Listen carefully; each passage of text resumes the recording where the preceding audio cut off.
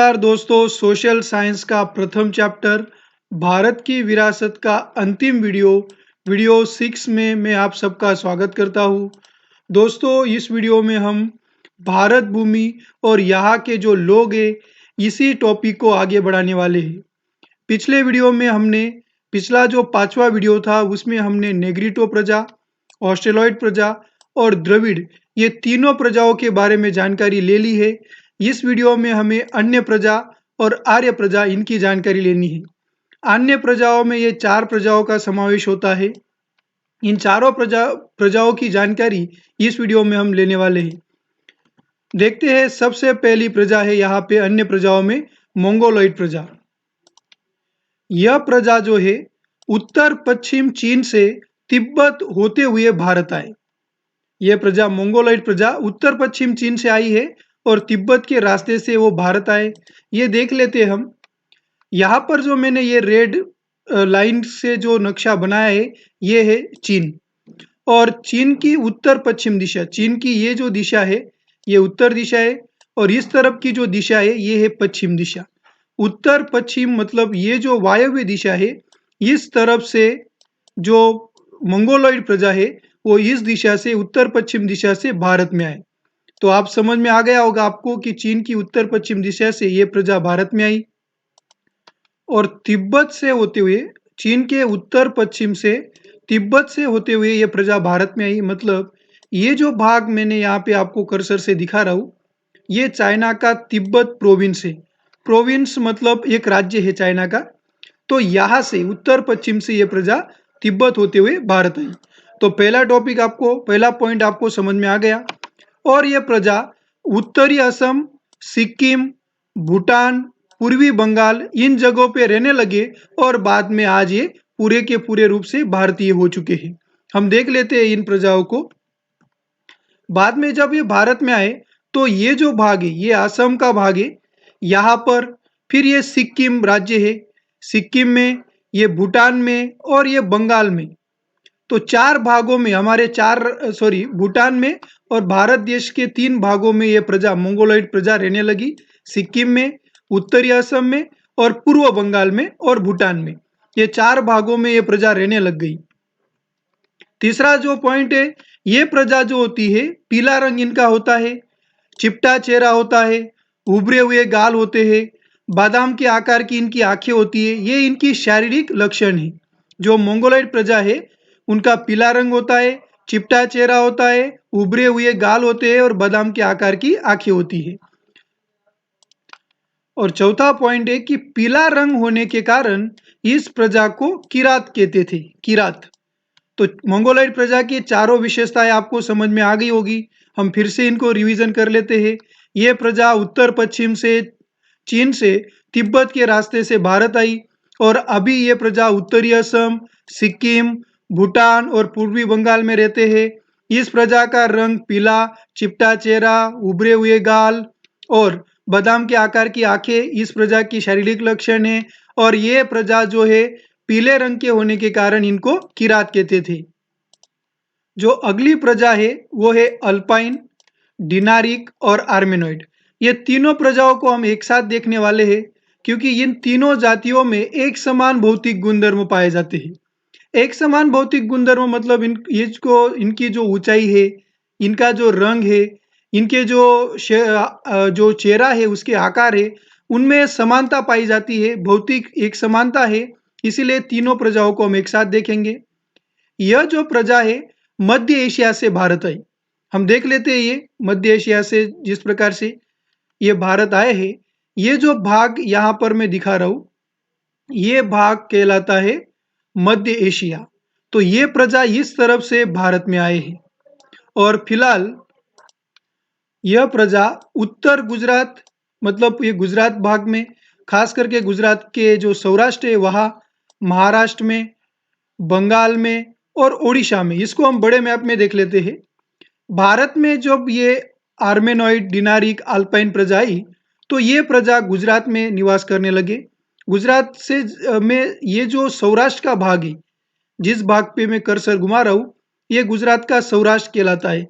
यहाँ पर यह प्रजा अभी भी देखने को मिलती है। फिर महाराष्ट्र में यह प्रजा आ गई और पश्चिम बंगाल और ये जो उड़ीसा राज्य है यहाँ पर ये प्रजा रहने लगी।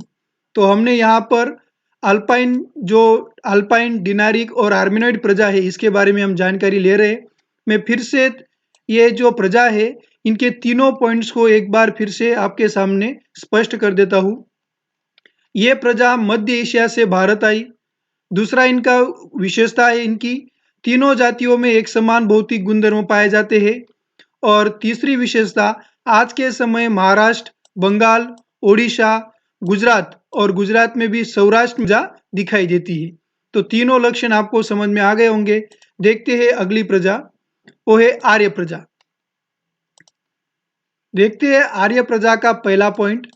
आर्य जो है उन्हें नॉर्डिक भी कहा जाता है। आर्यों को नॉर्डिक भी कहा जाता है।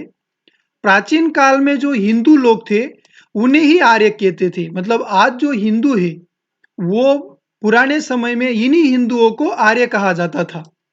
और आर्य जिस प्रदेश में जहां पे ज्यादा संख्या में रहते थे उस प्रदेश को आर्यावर्त कहलाते थे। और ज्यादातर उस प्राचीन काल में ज्यादातर जो आर्य जनसंख्या है वो वायव्य भारत में रहती थी। और यहाँ जो 7 बड़ी नदियां होने के कारण जब आर्य वायव्य भारत में रहते थे और यहाँ पे बड़ी बड़ी 7 नदियां थी, इसी कारण इस प्रदेश को सप्त सिंधु का प्रदेश भी कहा जाता था। इसे हम मैप में देख लेते हैं। इस भाग में इस तरह से इस भाग में यहाँ से लेकर ये भाग में आर्य निवास करते थे प्राचीन समय में। और यहाँ से इस प्रकार से सिंधु नदी ऐसे बहती है और सिंधु के साथ साथ अन्य बड़ी बड़ी 5-6 नदियां यहाँ पे बहती है, जैसे रावी, चिनाब, सतलज, बियास, पुराने समय में बहने वाली सरस्वती नदी। तो यहाँ पर ये जो प्रदेश था ये प्रदेश को सप्त सिंधु प्रदेश कहा जाता था। और आर्य ज्यादातर आर्य यहाँ पर ही इस प्रदेश में रहते थे। जब प्राचीन समय था उस समय आर्य यहाँ पर ही रहते थे। अगला पॉइंट देखते हैं। उत्तर वैदिक काल में, वैदिक काल खत्म होने के बाद जब उत्तर वैदिक काल शुरू हुआ उस समय आर्यों का विस्तार मिथिला तक, पूर्व में मिथिला तक और दक्षिण में विंध्याचल तक इनका विस्तार हो गया। हम देख लेते हैं इसको कि जब उत्तर वैदिक काल शुरू हुआ तो आर्यों का पूर्व में मिथिला तक और दक्षिण में विंध्याचल तक इनका विस्तार हो गया आर्यों का। उसे देख लेते हम। ये जो भाग है जहां पर मैं ये बिहार का जो भाग है जहां पर कर्सर घुमा रहा हूं इसे पहले मिथिला कहा जाता था, मिथिला प्रदेश। तो पूर्व में पहले ये जो थे ये वायव्य भाग में ही रहते थे आर्य लोग, लेकिन उत्तर वैदिक काल में इनका विस्तार यहाँ से पूरा यहाँ तक मिथिला तक हो गया। और दक्षिण में, दक्षिण की तरफ अगर हम देखें तो इनका विस्तार यहाँ पर विंध्याचल, यहाँ पे विंध्याचल पर्वत आता है, यहाँ तक इनका विस्तार हो गया।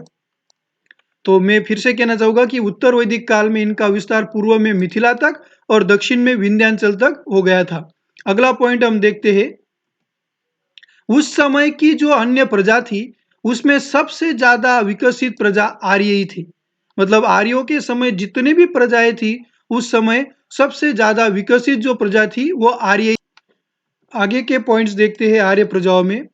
आर्य प्रदेश जो था भरत राजा या भरत जाति के नाम के कारण ये विशाल प्रदेश भरत भूमि, भरतखंड, भारतवर्ष या भारत जैसे नामों से पहचाने जाने लगा। ऐसा कहा जाता है कि आर्यों का बहुत बड़ा प्रख्यात और प्रसिद्ध राजा हुआ था भरत राजा। इसके कारण ये जो प्रदेश है भरत भूमि, भरतखंड, भारतवर्ष या भारत ऐसे नामों से इस प्रदेश को पहचाना जाने लगा। हम इस प्रदेश की बात कर रहे हैं। यहाँ से इस प्रकार का जो प्रदेश था ये भरत राजा के या भरत जाति के कारण ये प्रदेश को भरतखंड, भरत भूमि, भारत ऐसे नामों से इसे पहचाना जाने लगा। आर्य की कुछ विशेषता अगर देखें तो आर्य प्रकृति प्रेमी थे। ये प्रकृति को बहुत ज्यादा मानते थे। वृक्ष, पर्वत, नदी, सूर्य, वायु, वर्षा इन सब की ये पूजा करते थे। मतलब इससे ही हमें पता चलता है कि आर्य जो है वो प्रकृति प्रेमी थे। वृक्ष, पर्वत, नदी, सूर्य, वायु, वर्षा इनकी पूजा करते थे। और इन सब के ऊपर स्तुतियों की रचना भी इन्होंने की। स्तुतियों की रचना मतलब जब हम किसी के बारे में लिखते हैं और उसमें प्रशंसा होती है, उनकी तारीफ होती है। जैसे कि अगर मैं किसी नेता के बारे में लिखूं और उसमें उसकी तारीफ हो तो उसे हम स्तुति कहते हैं। तो इन्होंने जो लिखा हुआ है ये सब सूर्य, वायु, वर्षा के बारे में बहुत सारी स्तुतियों की रचना की है। अगला पॉइंट देखते हैं। कुछ समय बाद क्या हुआ, यहाँ पर वेद वेद पाठ शुरू हो गया, फिर धार्मिक विधियां भी प्रारंभ हो गई और यज्ञ यज्ञादि क्रियाएं भी शुरू हो गए। वेद पाठ मतलब वेद को पढ़ना, उसका अध्ययन करना, ये सब शुरू हो गया। धार्मिक विधियां मतलब जो धर्म से संबंधित जो विधियां होती है, जो उनके कार्यक्रम होते हैं, वो शुरू हो गए। और यज्ञ करना, यज्ञादि करना, ये सब क्रियाएं शुरू हो गई। तो इसको हम फिर से रिवाइंड कर लेते हैं आर्य जाति को, इससे आपको अच्छे से याद हो जाएगा। पहला पॉइंट, आर्य को नॉर्डिक भी कहा जाता था। जो प्राचीन समय के जो हिंदू थे वही आर्य कहलाते थे। फिर जो आर्य जिस प्रदेश में रहते थे वो प्रदेश को आर्यावर्त कहा जाता था। ज्यादातर जो आर्य जनसंख्या है वो वायव्य भारत में रहती थी और वायव्य भारत में जो बड़ी 7 नदियां बहती थी उसके कारण इस प्रदेश को सप्त सिंधु प्रदेश कहा जाता था। उत्तर वैदिक काल में ये जो आर्य लोग हैं ये पूर्व में मिथिला तक, दक्षिण में विंध्यांचल तक इनका विस्तार हो गया।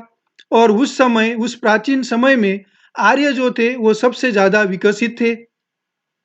भरत राजा के कारण ये जो प्रदेश था वो भरत भूमि, भरतखंड, भारतवर्ष या भारत जैसे नामों से जाना जाने लगा। आर्य जो थे प्रकृति प्रेमी थे, वो वृक्ष, पर्वत, नदी, सूर्य, वायु इनकी पूजा करते थे। इनके ऊपर उन्होंने स्तुतियों की रचना भी की है। और कुछ समय बाद वेद पाठ शुरू हो गया, धार्मिक विधियां प्रारंभ हो गई और यज्ञ यज्ञादि प्रारंभ हो गए। तो दोस्तों, हमने जो 5 प्रजातियों के बारे में मैं आपको बता रहा था, यहाँ पर मैं आपको दिखा देता हूँ। नेग्रिटो, ऑस्ट्रेलॉइड, द्रविड़, अन्य प्रजाओं में ये चारों प्रजाएं और आर्य प्रजा, इन पांचों प्रजाओं के बारे में हमने जानकारी ले ली है। दोस्तों, आज के समय में ये प्रजाएं भारत में ऐसे मिल गई है जैसे कि हम उन्हें पहचान नहीं सकेंगे कि कौन नेग्रिटो है, कौन ऑस्ट्रेलॉइड है, कौन द्रविड़ है और कौन आर्य है। आज के समय में सभी भारतीय हो गए हैं और यही हमारी भारत की सुंदर विरासत बन गए हैं। हम आगे देखते हैं। अगला जो पॉइंट है, इस पार्ट का ये अंतिम पॉइंट है, विरासत की देखभाल और संरक्षण। दोस्तों, इतना सुंदर हमारी संस्कृति है, इतनी सुंदर विरासत है, तो उसकी देखभाल करना भी हमारा कर्तव्य है। तो इस पॉइंट को हम देख लेते हैं। ये 2 मार्क्स का अथवा 3 मार्क्स के लिए परीक्षा में पूछा जा सकता है। दोस्तों, इसके क्वेश्चन अगर आएगा इस पर, तो ऐसा क्वेश्चन आएगा कि भारत की विरासत की संरक्षण हेतु संविधान में किस प्रकार से कौन से कर्तव्य दिखा दर्शाए गए हैं जिससे हम हमारी विरासत की रक्षा कर सके। मैं फिर से कहना चाहूंगा, विरासत की सुरक्षा के लिए भारत के संविधान में कौन से मूलभूत कर्तव्य हैं, ऐसा क्वेश्चन आ सकता है। हम देख लेते हैं इसे विस्तृत में। हमारी सुंदर और आकर्षित विरासत की रक्षा करना प्रत्येक भारतीय नागरिक का कर्तव्य है और हमारे संविधान में कुछ मूलभूत कर्तव्य भी दिए गए हैं जो यहाँ पर हम उन्हें देखने वाले हैं। भारत के संविधान का जो अनुच्छेद 51 क है उसमें 3 कर्तव्य दिए गए हैं। हमारी विरासत की देखभाल और संरक्षण के लिए भारतीय संविधान का जो अनुच्छेद 51 क है उसमें 3 कर्तव्य दिए गए हैं। वो कर्तव्य यहाँ पर वो 3 कर्तव्य, कर्तव्य 6, ज, ट, अर्थात 6, 7 और 9। ये आपको याद रखना है क्योंकि 1 मार्क्स का भी ऐसा क्वेश्चन आ सकता है कि भारतीय संविधान का अनुच्छेद 51 क में कौन से अनुच्छेद है जिसमें विरासत की देखभाल और संरक्षण के लिए कर्तव्य दिए गए हैं। अर्थात नहीं तो अथवा ऐसा भी क्वेश्चन आ सकता है कि भारतीय संविधान का कौन सा अनुच्छेद है जिसमें विरासत की देखभाल और संरक्षण के लिए कहा गया है। तो आपको कहना होगा अनुच्छेद 51 क में भारत की देखभाल और संरक्षण के लिए कहा गया है। तो देखते हैं हम ये 51 क में और 3 पॉइंट है, 6, ज, ट। देखते हैं इनको। हमारी जो सामाजिक संस्कृति है उसकी समृद्ध विरासत को समझना और इसकी रक्षा करना ये हमारा पहला कर्तव्य। मैं फिर से कहना चाहूंगा, हमारी जो संस्कृति है उसकी विरासत के महत्व को समझना और उसकी रक्षा करना, ये हमारा पहला कर्तव्य। दूसरा कर्तव्य है प्राकृतिक पर्यावरण जैसे वन, झील, नदी और वन्य जीव, इनकी रक्षा करना और इनके संबंध में इनका संवर्धन करना और प्राणी मात्र के प्रति दया भाव रखना। दूसरा जो कर्तव्य है, इसको फिर से देखते हैं। प्राकृतिक पर्यावरण जैसे वन, झील, नदी और वन्य जीव, इनकी रक्षा करना और संवर्धन करना। संवर्धन मतलब इनका विकास भी करना और प्राणी मात्र के प्रति दया भाव रखना, ये दूसरा कर्तव्य है। तीसरा, सार्वजनिक संपत्ति की रक्षा करना और हिंसा से दूर रहना। सार्वजनिक संपत्ति मतलब जो भी सरकारी संपत्ति हो, बस डेपो या रेलवे ट्रैक, ये सब चीजों की रक्षा भी करना है और हिंसा से दूर भी रहना है। या कोई जैसे कोई ताजमहल हो या कोई बड़ी स्थल हो जहाँ पे हम देखने जाते हैं, वहां पर थूकना नहीं या उसको खराब नहीं करना, तो उसको हम कहते हैं कि सार्वजनिक संपत्ति की रक्षा करना और हिंसा से दूर रहना। ये 3 कर्तव्य दिए गए हैं हमारी विरासत की देखभाल और संरक्षण के लिए। हम फिर से एक बार इनको रिवाइंड कर लेते हैं। भारतीय संविधान के अनुच्छेद 51 क में 3 कर्तव्य दिए गए हैं। पहला कर्तव्य, हमारी संस्कृति के समृद्ध विरासत का महत्व समझना और इसकी रक्षा करना। दूसरा, प्राकृतिक पर्यावरण जैसे वन, झील, नदी और वन्य जीव, इनकी रक्षा करना, इनका संवर्धन करना और प्राणी मात्र के प्रति दया भाव रखना। और तीसरा, सार्वजनिक संपत्ति की रक्षा करना और हिंसा से दूर रहना। तो दोस्तों, यहाँ पर ये पहला जो चैप्टर था वो पूरा मैं करता हूँ। जय हिंद, जय भारत।